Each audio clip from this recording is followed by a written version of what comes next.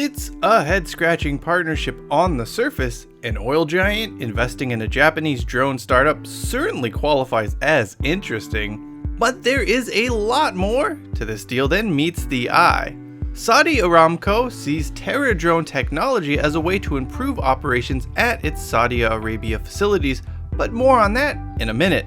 As far as the investment is concerned, TechCrunch reported that the Japanese drone startup recently raised $14 million in Series C funding, with this being led by Wa'id Ventures, the venture capital arm of Saudi Aramco. This was the oil and gas outfit's first investment in Asia.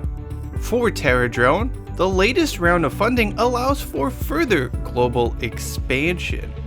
What makes the startup different from some of its competitors is how it has found unique ways to repurpose drones for different usages across multiple industries.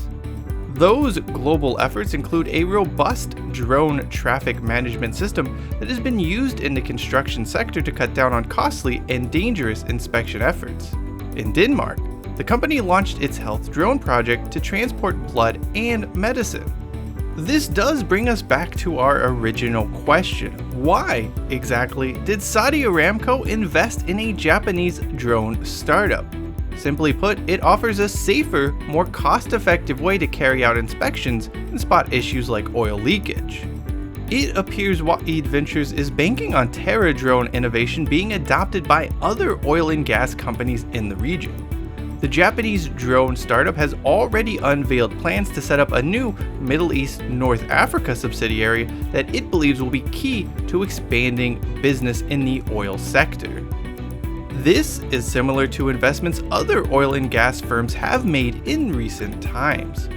The strategy is to find startups that can provide strategic short-term operational benefits while exploring other opportunities that may be realized longer term that allow it to diversify.